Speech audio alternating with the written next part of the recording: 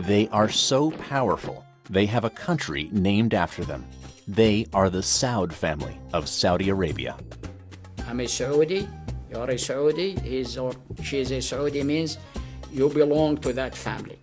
Saudi Arabia is a dictatorship managed by a democracy. We're really talking about a core group of maybe 15 to 30 princes that are really controlling the final decision on everything.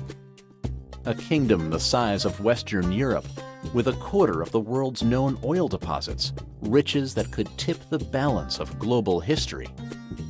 But with an increasingly radical populace and a resource that won't last forever, is the sun setting on the House of Saud.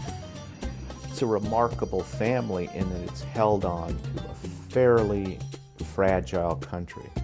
They all know their survival depends upon staying together and staying in power.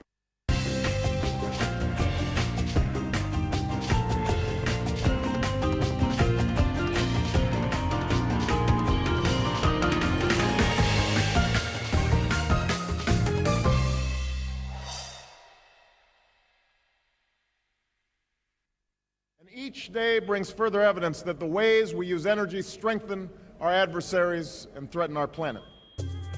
Western leaders point to Middle Eastern oil as one of the most pressing problems facing their countries. And to many, one nation is synonymous with foreign oil: Saudi Arabia. It was called the day the West woke up. The fact that 15 of the 19 terrorists on September 11, 2001 were Saudi nationals surprised some. Saudi Arabia has been a close ally of both Europe and the United States, but this seemingly worldly group of princes and kings has had a long-lasting alliance with a branch of Islam that has little fondness for the West. The Saudi royal family funded the extremists for years. I mean, we're talking about going back to the 30s, and back to independence. So these people really control the media today. And therefore, they control the schools, and they have great access to propagating their ideas. In 2005, the country crowned a new monarch, King Abdullah. He promised a new era of reforms. Our opinion inside the CIA was that Abdullah was more capable than many of the other princes. I mean, this is good news for Saudi Arabia. He's making an alliance more with the liberals in order to push the kingdom in the 21st century. A delicate balance, but some fear the fundamentalists in Saudi Arabia may turn and bite the hand that feeds them. Saudi Arabia finally woke up and said to itself, if we continue to support radical factions, extremist Wahhabi factions, we ourselves are going to collapse. The dynasty ruling Saudi Arabia traces its roots to a desert past and to a visionary tribal leader from the mid-18th century. Mohammed ibn Saud went to rule the country and the tribes of Arabia, the majority of the Arabian Peninsula. They formed an alliance where the Wahhabis or Muhammad ibn Abdul Wahhab will be in charge of religion. The Wahhabists followed the teachings of Muhammad ibn Abdul Wahhab. Al-Wahhab and his followers reviled other religions and especially adherents to other branches of Islam, like the Shia, who honor figures other than the original prophet, Muhammad. Abdul Wahhab felt that Islam had strayed from its true beliefs, so he wanted to go back to the original beliefs of the Quran and what had been taught by Muhammad. The Wahhabis are a very strongly missionary-oriented sect. They believe that Wahhabi Islam will save Islam. They had this fierce religious ideology, the willingness on the part of the Ikhwan, the Brotherhood as they were called, to die in battle. Almost a willingness, a wish to die in battle. With the help of the puritanical Wahhabist holy warriors, the Saud clan conquered land throughout the Arabian Peninsula. In 1924, 5 generations later, Abdulaziz bin Rahman Al Saud, also known as Ibn Saud, finally took over the holiest sites in Islam, Mecca and Medina. Ibn Saud is often seen as an Arabian Lawrence of Arabia, but he was better than Lawrence because he actually fought. Very tall, very big, had a lot of charisma and a lot of guts. I mean, he did a lot of, attacks in the middle of the night, completely desperate type of military attacks of other positions, which no one would have done. I mean, he was a man of great courage. He united the area's warring Bedouin tribes through both violence and intricate alliances. Talking around the campfires, the Bedouin liked to joke about Ibn Saud. They said he's got two swords, a sword of steel, the one with which he conquered, and the sword of flesh, which he used once he'd conquered, and would marry the chief daughters of the tribe that he'd conquered, and thus bring that tribe physically into the union of the Saudi family. In 1932, he proclaimed this conglomeration of tribes between the Red Sea and the Persian Gulf his family's kingdom, Saudi Arabia, the Arabia of the Sauds. This patriarch and his 45 sons would rule into the next century in partnership with his religious allies. Wahhabi clerics were given wide control of the educational and legal systems. In the early 20s, Abdulaziz Al Saud was able to really take the ideology of Wahhabism, and we might consider today that's the ideology of militant Islam, and to really make it into a political force in order to pull the tribes of Saudi Arabia together. And it's an Islam that we look at as abhorrent because it involves cutting people's heads off, enslaving women, and on and on and on, all the things, the popular cliches we know about. The kingdom survived, largely from revenues charged to the Muslims from around the world who make the annual pilgrimage, or Hajj, to Saudi Arabia's holy sites. He charged Muslims to make the Hajj to Mecca. They had to pay a fee to be allowed into Saudi Arabia, and that's how he lived, frugally. But then, in the midst of the Great Depression, a new source of revenue presented itself, one that would change world history. Oil had been found in nearby Iraq, Iran, and Bahrain. He was able to have the vision to know what he did not know. He knew that he did not know anything about oil, so he was not going to go look for it himself. He knew it existed, he knew he could bring a lot of money to the kingdom, so he hired the oil company of Southern California, SoCal, to look for oil, and eventually, it took them a long time, but they found oil. This precursor to today's Saudi oil behemoth, Aramco, gave the king $170,000 for the rights to drill. A drop compared to the many billions that the resource would one day produce for the royal family. This was a personal license to drill oil that Ibn Saud had granted in his lands. It was his money. And to this day, there is a sense in which the House of Saud consider the oil to be their own personal property. Along with news of our fuel oil shortages comes the fresh warning that our known oil reserves will be exhausted in 10 years at the current rate. Toward the end of World War II, Franklin Delano Roosevelt recognized the importance of Saudi oil to the United States and invited the king aboard the USS Quincy to officially open diplomatic relations between the countries. The desert monarch and the patrician from New York seemed to be so different, but Roosevelt scored points when he gave the aging warrior king his spare wheelchair. American firms have opened new fields abroad. Of these, one of the biggest and most important is Saudi Arabia. Beneath its blistering sands lies a near... With global shipping now safe again and a major customer secured, oil production resumed, and so did the flow of money. The king wanted to modernize, no small feat when his ideological partners, the Wahhabis, outlawed innovations developed after the time of Muhammad. He wanted to attain modernity for his people while keeping his society as it was in the earliest days of Islam. This is a tall order, but it's a formula that he perfected and that enabled Saudi Arabia to maintain its puritanical religion and at the same time accept modernity that has come through to this day, I believe. And I think that was it showed amazing vision on his part. Ibn Saud arranged a special demonstration of how the telephone could work. And he had it call up a distant town. And he said to one religious sheikh, well, why don't you speak on the phone and see what you can hear at the other end? And at the other end, Ibn Saud had stationed another religious sheikh. And so when the religious saw that this work of the devil could in fact be used to make their own communications easier, they changed their mind.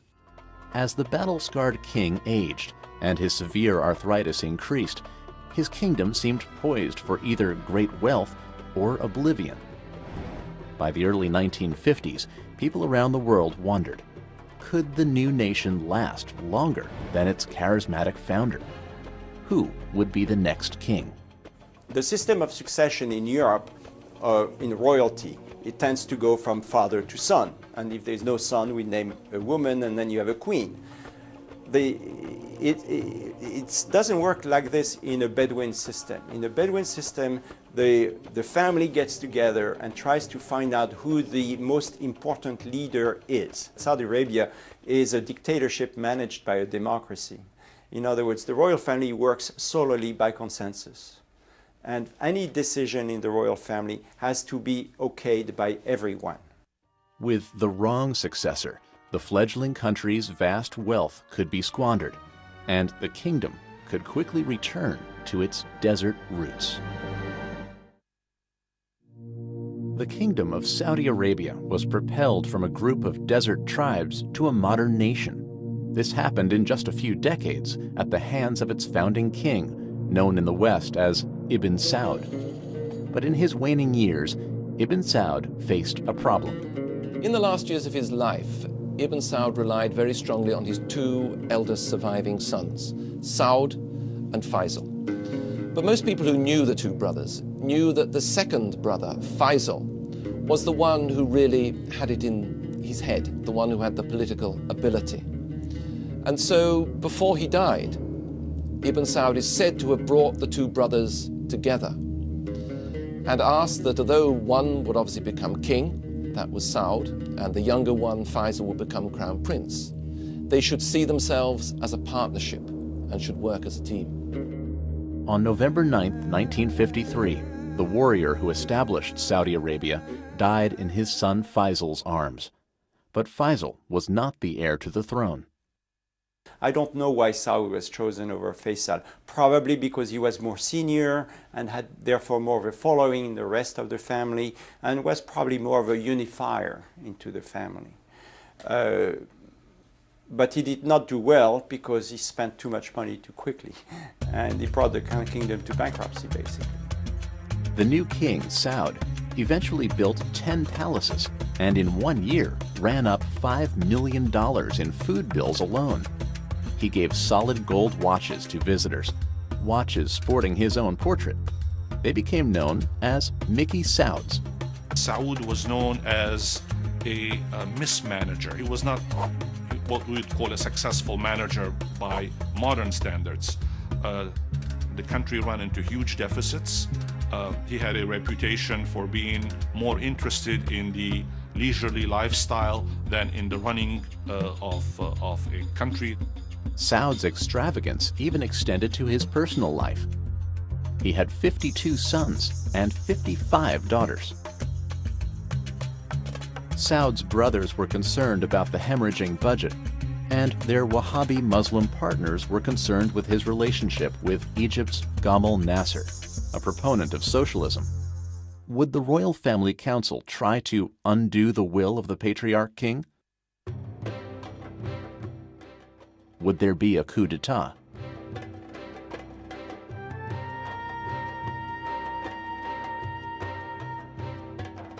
They were worried about Arab socialism. They were worried about Nasser's connections with the Soviet Union. The Saudis are deeply religious. consider communism, generally speaking, as atheism. U.S. President Dwight D. Eisenhower courted the king in an effort to shift the balance of power away from the Soviet Union, with the help of his Secretary of State, John Foster Dulles. Eisenhower and Dulles had the idea for a time that Saud, representing the Saudi state, which was receiving more and more oil income, might be a useful counter to Nasser in the Arab world. Saud favored Eisenhower's economic aid over Nasser's movement, but the cash infusion wasn't enough. The family council moved to sideline Saud and put the crown prince, his brother Faisal, in charge of day-to-day affairs, a huge embarrassment to a sitting monarch. King Saud tried to regain power, but the deficits continued. He was declared unfit to rule and exiled to Greece in 1964. Even who the king is defined by the family. You know, you have to be very, very subtle and very careful on how you work this out if you want to maintain yourself in power. He simply was not up to running a country that was rapidly moving from the 7th century into the 20th century. The skills, the sensitivities, the sophistication, the administrative skills, he just didn't possess. He was a rather tragic figure. It was Saudi Arabia's bloodless coup. The deposed king died in 1969. King Faisal had already been the country's leader for years. President Kennedy supposedly said to Faisal, "Your Majesty, you're going to deny this, but there are slaves in your country, and I want them freed." And they were freed as a result of this meeting. Personality-wise, they were so different. Intellectually, they were so different. Saud, the last thing one would ever have said about him was that he was an intellectual. That wasn't his interest. Faisal was very well read, paid attention to all kinds of things. He was a very wise, able man. An austere figure with a surprising past. I understand that when he was a young man, he was a bit of a libertine at times. I can't say how much or just where, but that was what the stories were. In his youth, Faisal was known to live the high life, even on a humble picnic with friends. Oh, that was hysterical. That really was hysterical. And we prepared beef hot dogs and all the fixings for any picnic, and we went to the park in limousines yet. And I'll never forget Prince Faisal got a hot dog bun, put the hot dog, and caviar and a whale salt on top of it. This was a trend that would be repeated again. Princes who break Islamic laws by drinking and carousing, who later become devout kings. Faisal soon became one of the most popular monarchs the region had ever known. King Faisal, I think you could almost call him the idealized king. He was tall, he was very distinguished looking, much more educated and worldly than any of the predecessors. This popularity meant that Faisal was able to launch ambitious plans to modernize the country. He built hospitals, schools, and initiated massive irrigation projects.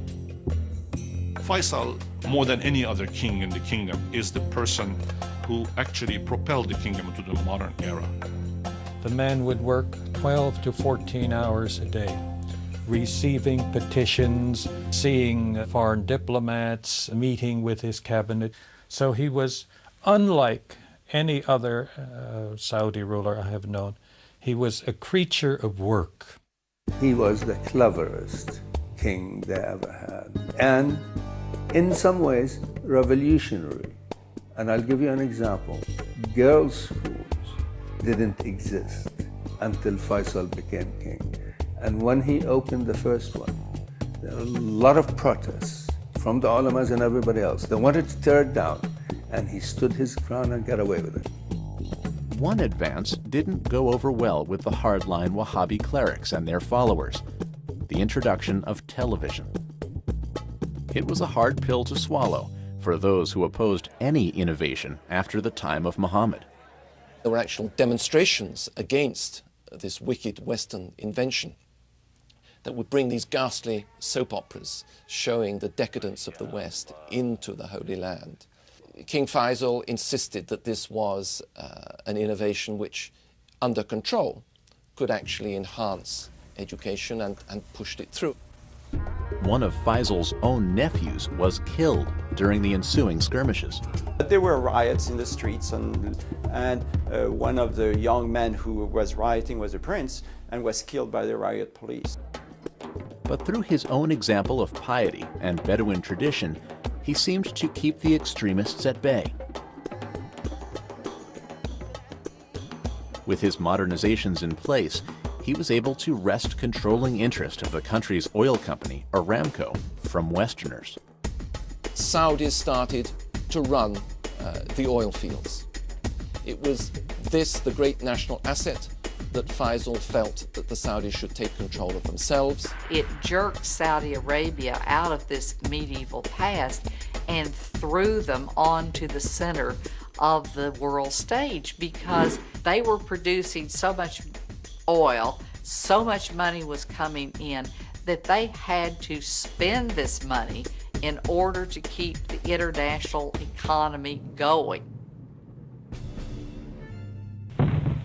A further break with the West came when Israel's neighbors attacked her during 1973's Yom Kippur War, and the U.S. sided against the Arab nations. He felt very deeply about Israel, very strongly about that. He always insisted he was not anti-Semitic, anti-Jewish, but he was anti-Israel.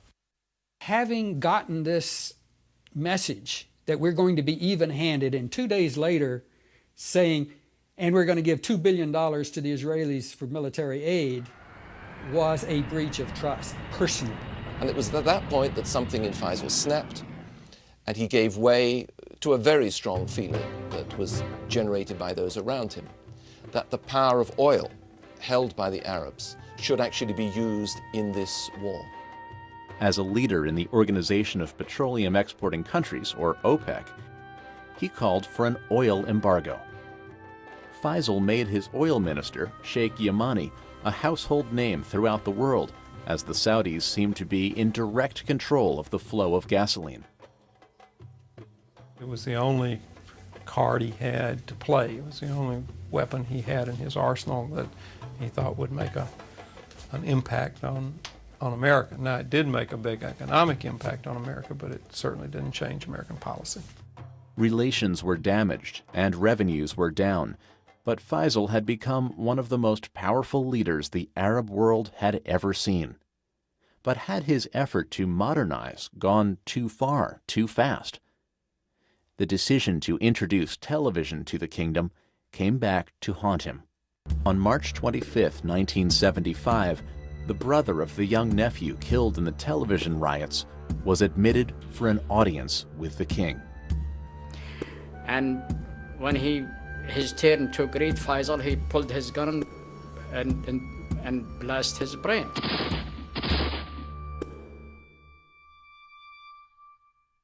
I was so horrified, I still am, to think a man of that caliber, a man of that dream, a man of that desire to make things better had to reach such a horrible ending. One could argue that because he was killed, in great part because of his belief in modernity, it really made the country realize that that's what you had to do. In other words, he was sort of a martyr to the cause of the future. The nation went into mourning. With this assassination, the question came far sooner than anyone expected. Who would take the reins of this emerging global powerhouse?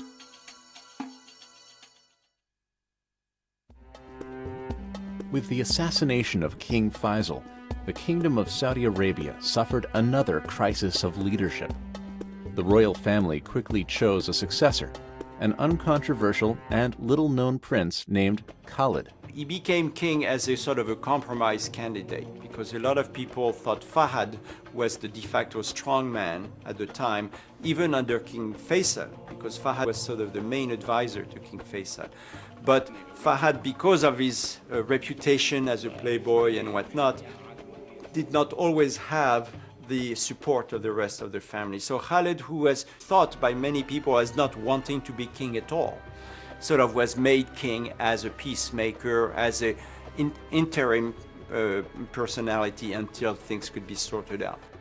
Khalid was more of a caretaker king, unlike Faisal, who was always busy running a government. Khalid was much more comfortable in the tribal environment. He was the least remembered person and all of these people. He did nothing. He was not interested in being a king. He spent most of his time out in the desert. King Khalid loved sitting in the desert. He loved his hawks. But as he got older, he wasn't so mobile. And so he had a sofa put into the back of an all-terrain vehicle and would go out hunting in that. During the reign of the caretaker king, there were major shifts in the Muslim world. In 1979, militant fundamentalists took over the mosque in Mecca. Saudi forces killed over 100 people. Taking over Mecca was truly for them a wake-up call. This cannot continue solving problems like this. The Saudis, remarkably, by the way, for a Middle Eastern country, backed away from violence.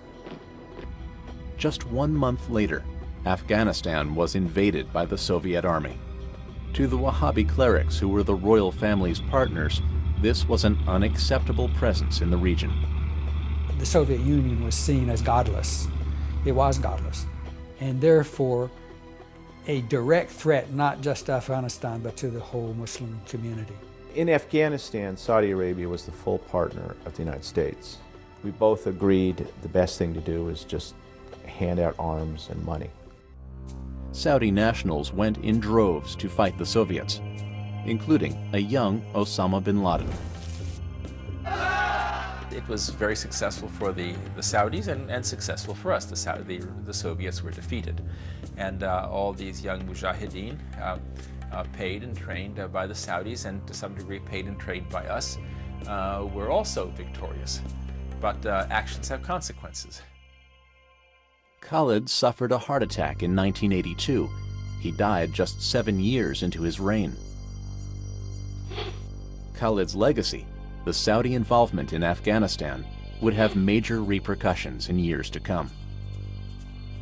How do you reintegrate young warriors when they come back victorious from a war? They looked and they saw, instead of a country ruled by shepherd kings living austere Muslim lives, they saw a country that was run by and for the benefit of the royal family, and where there was a gap between what the royal family said and what it actually did. With Khalid's death, the crown prince Fahad became king. By reputation, he seemed the opposite of the austere Muslim that the Wahhabist populace expected of their leader. Word had it that he had once lost $6 million in a single night in Monte Carlo. He owned yachts, an estate in Spain. Even Fahad's weight was seen as a symbol of royal decadence.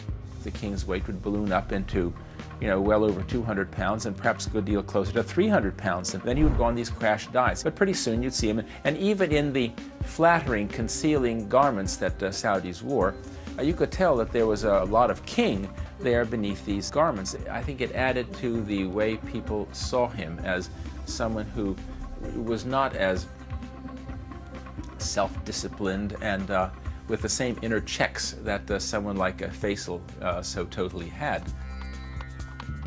The entire family came under scrutiny.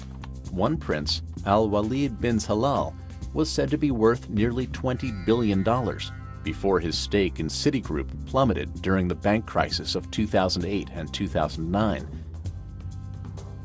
In one of his opulent homes, Al-Walid had 17 dining rooms, 12 elevators, and a private screening room. hardly the Spartan life of Wahhabist Islam, which shuns anything developed past the 7th century. Rather than reining in the royal family, he more or less just let them run wild. I think Fahad really was breaking the commitment to what I might call social justice in Saudi Arabia and allowing the elites to amass great wealth. They were very much nouveau riche at the time, and all of a sudden that this big manna coming from heaven, and they were spending it like crazy. I mean, it was very much fun, and then they realized that there's a lot of drawback to that. Also, King Fahad was really seen by the religious establishment as being too wild, and so when he became king, he had to make up for that. Even as the royals reaped their percentage of the oil profits, unemployment within the kingdom soared. You had this population explosion, more and more people who were needing education and needing health services, needing housing, and needing jobs. And the Saudis just were not producing the jobs that they needed in order to keep the population, satisfied. The discontented masses, trained in madrasa schools and funded by the Saudi government, were about to add another grievance. International forces, non-Muslim soldiers, were about to be stationed on their holy soil at the invitation of the royal family. In 1990, Iraq's Saddam Hussein ordered the invasion of Kuwait. An international coalition was poised to take Kuwait back. King Fahad, fearing that his kingdom was also in Saddam's sights, agreed to station foreign troops on Saudi soil. Saudis had always had a real fear and resentment of an American military presence in Saudi Arabia for two reasons. One, they are xenophobic, and the idea of armed foreigners in the country was very disquieting to them. Another thing that was of grave concern to them was that they consider Saudi Arabia to be sacred soil because it is the place where Mecca and Medina are. As if to counter the criticisms, Fahad continued to fund the religious right. He allowed the conservatives to take over society. And under the years of King Fahad, society became very, very closed. Women were not allowed to work when they were allowed to work before. Of course, they still are not allowed to drive. Foreigners were really kept aside, etc., etc. And they gave a lot of money to movements outside, proselytizing movements outside Saudi Arabia to push this conservative Wahhabi trend. And so the religious right was always reluctant to attack the royal family. I mean, they were the financiers. But the efforts didn't silence the most radical elements, especially since 5,000 American troops remained after the first Gulf War, a fact that made the top of Osama bin Laden's list of grievances. He uses the American presence to recruit some of these religious extremists who are trained in Saudi universities to literally hate non-Muslims. And look who's supporting the Saudi royal family. The infidels are supporting them, who happens to be having bases in our country. In November 1995, angry rhetoric turned to violence. A U.S.-run training facility in Riyadh was bombed, killing 5 Americans and 2 citizens of India. King Fahad claimed to have found and executed the guilty terrorists, but U.S. law enforcement agents complained that they had never been given access to the investigations. From our point of view here, of course, we viewed it as the killing of U.S. servicemen, and therefore we wanted to be involved. But from the Saudis, it was on their territory, and they were going to lead the operation, and they were going to manage how it was investigated. The following year, terrorists drove a truck with 5,000 pounds of explosives into an international complex called the Khobar Towers.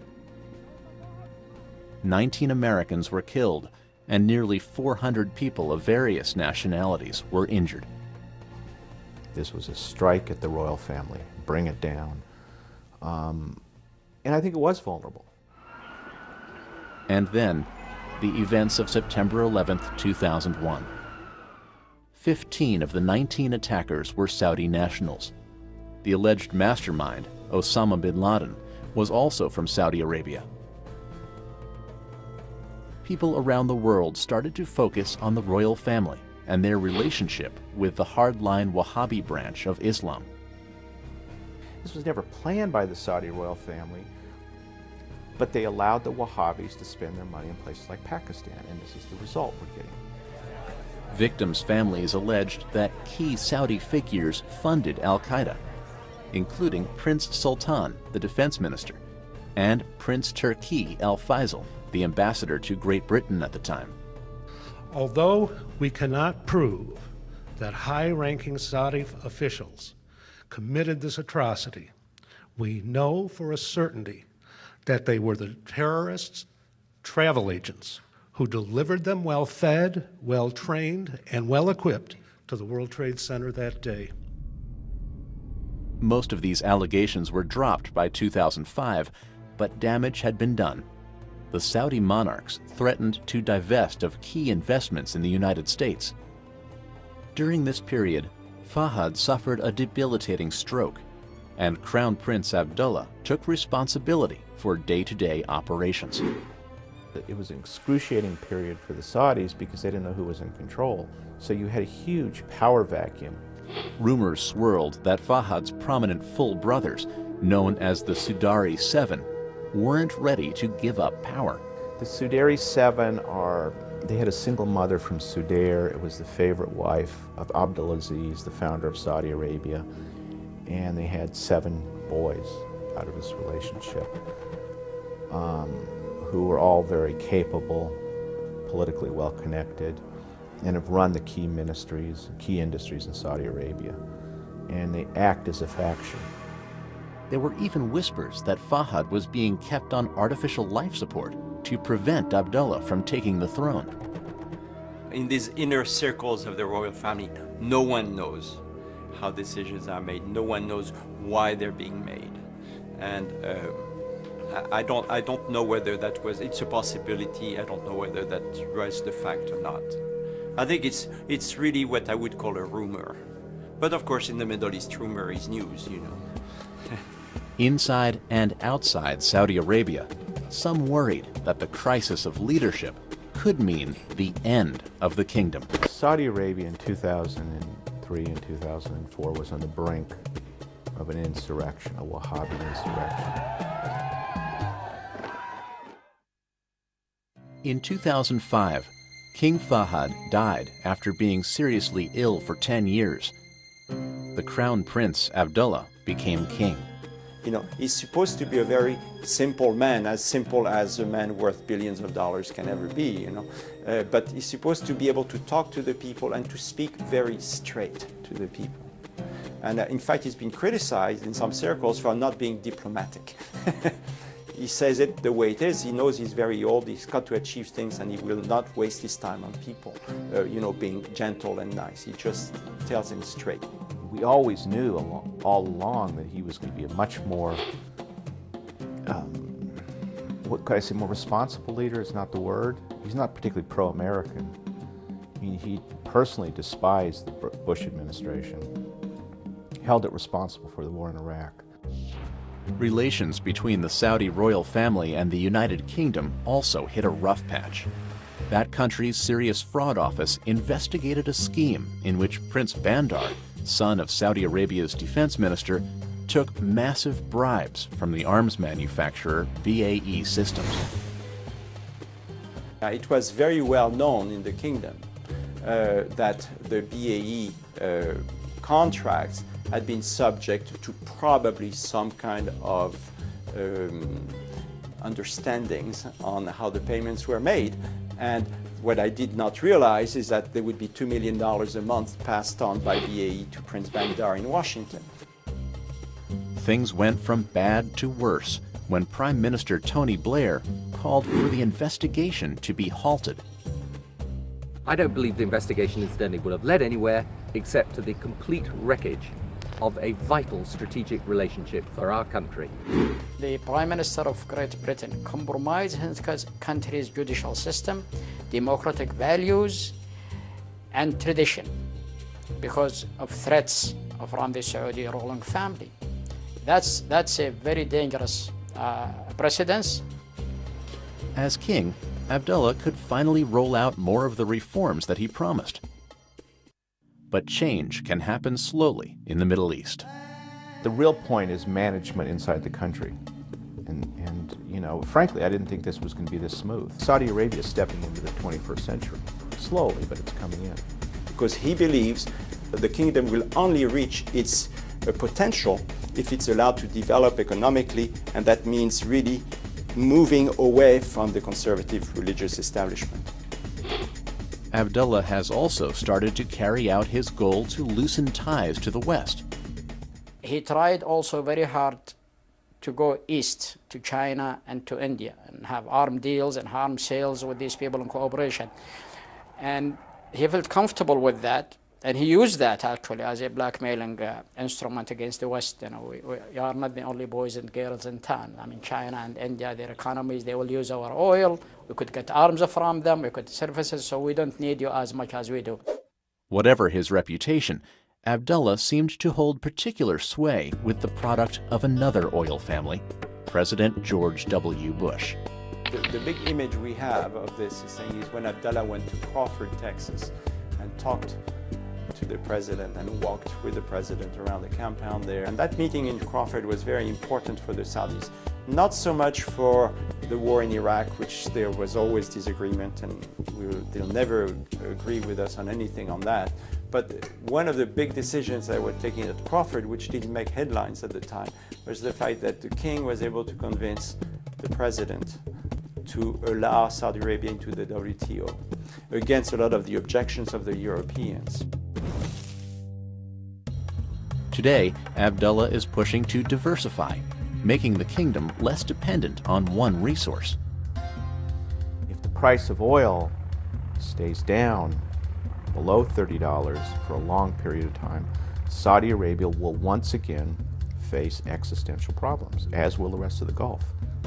So they're spending an enormous amount of money on education to bring more research, more dependence on science. They are spending an enormous amount of money on creating factories that will use their energy, of course, because that's what they have, that's cheap, but in a way that instead of selling it for $40 a barrel, that after the value added and the work and so on, they will sell ultimately for $500 a barrel. Abdullah is the right man at the right time. He has maintained his ties to the traditionalists. He is very well respected by all Saudis as being pious, uncorrupted. And he knows it's going to take a generation, at least, to change the educational system. But he knows if you don't start now, you'll never get anywhere, and the kingdom will stay as a second-rate power forever. In February 2009, King Abdullah shocked the world. He announced that he was dismissing ultra-conservatives from top posts and made other changes. And we've seen with the appointment of a female minister, deputy minister. I mean, this is all fantastic news for Saudi Arabia. This is a vibrant society. It has its problems, like all societies in the world, but it is not a failed society. It is experiencing growing pains, but it is a society that will certainly endure. If Abdullah's strategies work, the House of Saud will also endure, but the king is in his 80s. By 2009, Crown Prince Sultan was reportedly already terminally ill. Plus, the rest of the sons of the founding king are also of advanced age. The succession process is anything but a sure thing. Soon, a grandson, or even a great-grandson of the founding king will have to be chosen. And we don't know who's going to be next, but he has made it in such a way that whoever comes next will be very close to his views of where it should go. Many of them, the grandsons, are educated people. very detached from the past. I mean, from the Bedouin traditions like King Abdullah and his brothers. They grow up in semi-nomadic life and, you know, like to the sword dance and go to the desert and hunt.